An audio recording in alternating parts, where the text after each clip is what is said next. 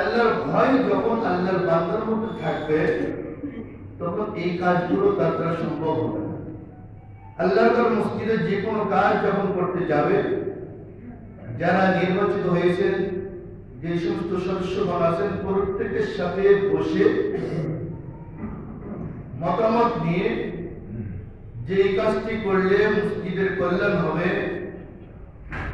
সেই কাজটি করা। কিছু কিছু সময় এমন হয়ে যায়,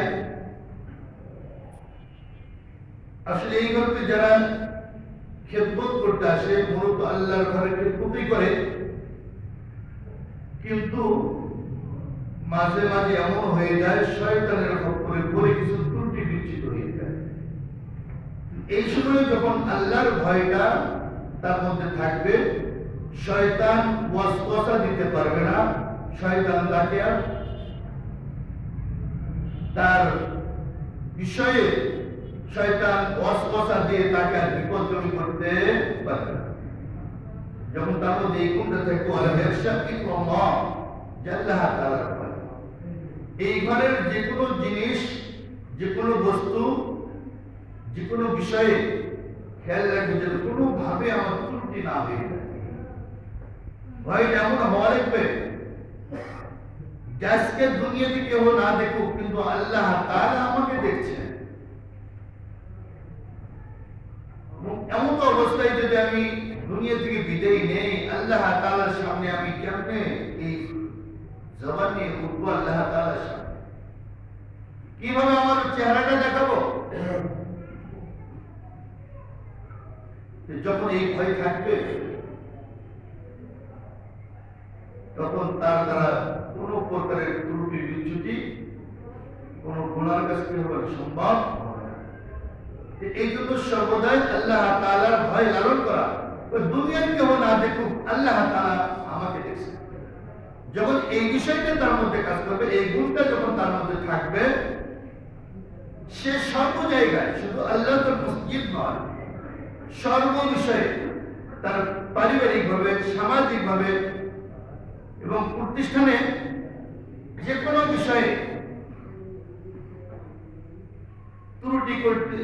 ত্রুটি যখনই হইতে যাবে, তার মধ্যে যখন আল্লাহর ভয়টা থাকবে, ওই জায়গা থেকে সে ফিরে যাবে। তার দ্বারা গুনার কাজ কি হবে? সম্ভব হবে না। এই জন্য আল্লাহ তাআলা একটি গুণ দিয়ে দিয়েছে, ওয়ালাম ইয়াখশা ইল্লাল্লাহ, আল্লাহ তাআলার ভয়। এই ভয়টা নিজের মধ্যে থাকতে হবে। ভয়টা কেমন? এক হাদিসের মধ্যে আছে, আল্লাহ তাআলা কাল কিয়ামতের দিন 7 শ্রেণীর বান্দা বান্দীকে আল্লাহ তাআলা তার বিশেষ ছায়া প্রদান করবেন। যেই দিন সকলেই ইয়া নফসি করতে থাকবে, ঠিক সেই বিপদের মুহূর্তে তারা আল্লাহ তাআলার বিশেষ ছায়া পেয়ে যাবে। তার মধ্যে আল্লাহর এক বান্দা ورجل طلبت امرأة ذات منصب وجمال فقال إني أخاف الله।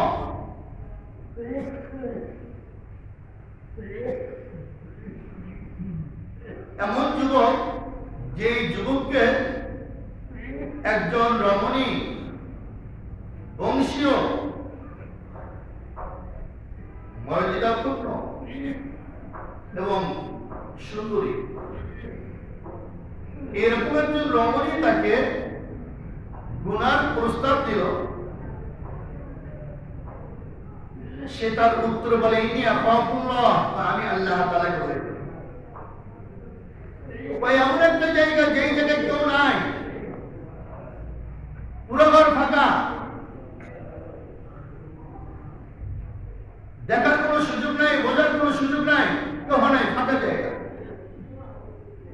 যেই জায়গাতে শুধু এই রমণী আর এই যুবক, এমন এক জায়গাতে এই যুবতী যুবককে প্রস্তাব দিল, আর যুবককে উত্তর দিলেন, ইন্নী আখাফুল্লাহ, আমি আল্লাহ তাআলাকে ভয় করি। এই যুবক আল্লাহ তাআলার ভয়টা তার মধ্যে কেমন ভাবে রাখছেন, এই ভয়টা কেমন করে লালন করেছেন, এই ভয়টা নিজের মধ্যে কেমন চেক করেছেন,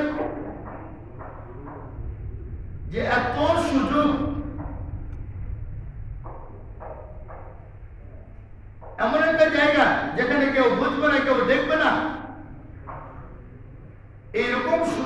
থাকার পরও যুবক বলে ইনি আখাফুল্লাহ, আমি আল্লাহ তাআলাকে ভয় করি, তোমার সাথে আমার এই সম্ভব নয়। এই যুবকের জন্য আল্লাহ তাআলা কাল কিয়ামতের দিন আল্লাহ তাআলার বিশেষ বিশেষ ছায়া, যেদিন সকলে ইয়া নফসি করতে থাকবে। ঠিক এই যুবকের মধ্যে যে ভয় সেট হয়েছে, ঠিক এই ভয়টা যদি আমাদের সকলের মধ্যে সেট হয়ে যায়, এই ভয় যদি আমরা লালন করি, আল্লাহ তাআলাকে যদি যথাযথ ভয় করি, তাহলে আমাদের দ্বারা দুনিয়াতে কোনো প্রকারের অপকর্ম সম্ভব নয়।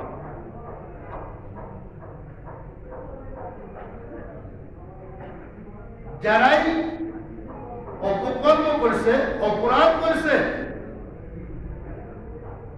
তারা দুনিয়াতে লাঞ্ছিত, আখিরাতে লাঞ্ছিত।